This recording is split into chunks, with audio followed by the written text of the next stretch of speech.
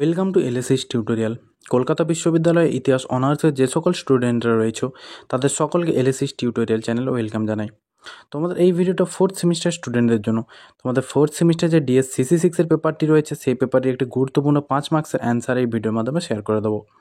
Already আমি তোমাদের এই পেপারে সাজেশন পোস্ট করে দিয়েছি, তোমরা যারা এখনও চেক আউট করেনি অবশ্যই কিন্তু চেক আউট করে নাও এবং সাজেশন ধরে ধরে কিন্তু নিজেদেরকে এক্সামের জন্য আগেভাগে প্রিপেয়ার করে নাও। এছাড়া তোমরা যদি কোনো এই পেপারে নোটস পারচেস করতে চাও তাহলে আমার সাথে সরাসরি যোগাযোগ করতে পারো। যারা নোটস পারচেস করতে ইচ্ছুক আমি একেবারে সরাসরি তোমাদের পিডিএফ আকারে নোটস প্রোভাইড করে দেবো। অতি অল্প দামে আমি তোমাদের মধ্যে নোটস শেয়ার করে থাকি, তাই তোমরা যারা নোটস পারচেস করতে ইচ্ছুক আমার সাথে সরাসরি কন্ট্যাক্ট করতে পারো। আজকে আমি তোমাদের যে প্রশ্নের অ্যান্সারটি শেয়ার করবো সেটা হচ্ছে আদি শিল্পায়ন বলতে কী বোঝো। ভেরি ভেরি ইম্পর্টেন্ট প্রশ্ন, তো আমি কিন্তু সাজেশনে এই প্রশ্নটা তোমাদের দিয়েছিলাম। তাহলে আর বেশি দেরি করছি না, আমি সরাসরি মূল ভিডিওতে আসছি। আদি শিল্পায়ন শিল্প বিপ্লবের আগে ইউরোপের গ্রামীণ এলাকাগুলোতে গৃহভিত্তিক উৎপাদন মাধ্যমে শুরু হয়। এটি কোনো যান্ত্রিক বা কলকারখানা ভিত্তিক উৎপাদন ছিল না।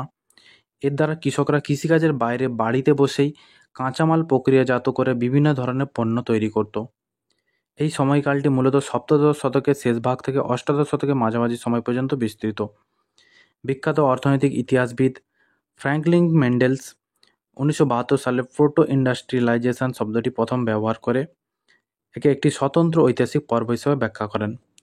তার মতে এটি ছিল শিল্প বিপ্লবের পূর্বধাপ বা প্রস্তুতি পর্ব, অর্থাৎ এই আদি শিল্পায়ন ছিল শিল্প বিপ্লবের পূর্বধাপ। ঠিক আছে, প্রথম প্যারাটি বলে দিলাম। এবার দেখো দ্বিতীয় প্যারাটি কী রয়েছে। আদি শিল্পায়নের সূচনা হয় ইউরোপের ইংল্যান্ড, নেদারল্যান্ডস ও জার্মানির কিছু অংশে।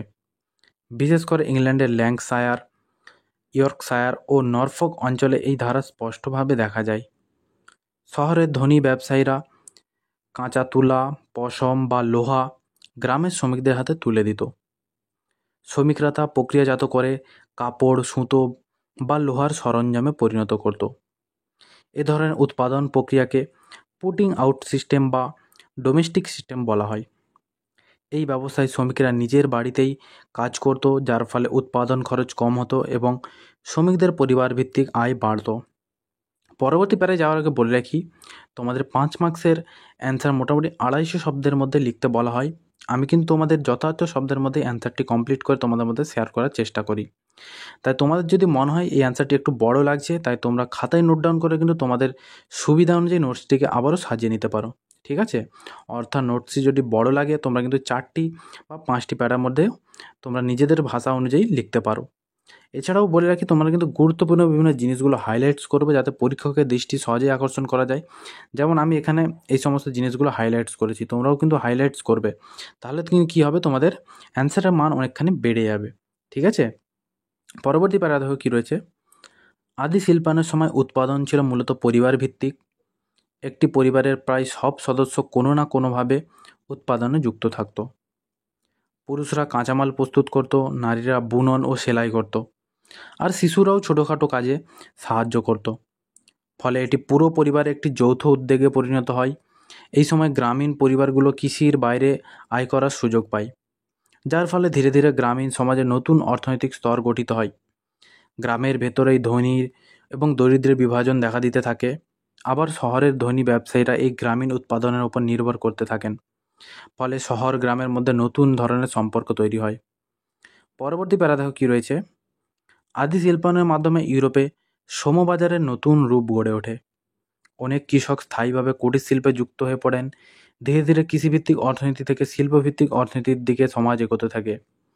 উৎপাদনের পরিমাণ বাড়তে থাকে, যার ফলে বাজার বিস্তার পায় এবং আন্তর্জাতিক বাণিজ্যের চাহিদাও বাড়তে থাকে। অনেক ইতিহাসবিদ মনে করেন আদি শিল্পায়নই ছিল শিল্প বিপ্লবের পূর্বশর্ত।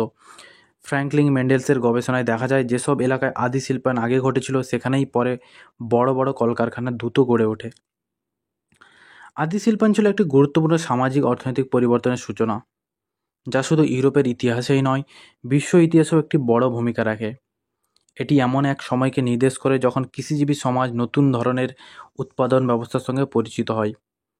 এই সময় শ্রমিক, পুঁজিপতি এবং পণ্য উৎপাদন ধারণা এক নতুন মাত্রা পায়, যা পরবর্তী সময়ে শিল্প বিপ্লব, নগরায়ন এবং আধুনিক অর্থনৈতিক ব্যবস্থার ভিত গড়ে দেয়। তাহলে আমি তোমাদের সম্পূর্ণ অ্যান্সারটি শেয়ার করে দিলাম। তোমরা অবশ্যই খাতায় নোট ডাউন করে নাও এবং আগেভাগে নিজেদেরকে এক্সামের জন্য প্রিপেয়ার করে নাও। পরবর্তী তোমরা কোন ভিডিও চাও, অর্থাৎ কোন অ্যান্সারটি চাও, আমাকে বেশি বেশি কমেন্টস করে জানাও। আমি তোমাদের কমেন্টের রেসপন্সের ভিত্তিতে কিন্তু অ্যান্সারগুলি তোমাদের মধ্যে শেয়ার করে থাকি। তাহলে তোমরা বেশি বেশি কমেন্টস করো এবং তোমাদের সাথে দেখা হচ্ছে তাহলে পরবর্তী কোনো ভিডিওতে।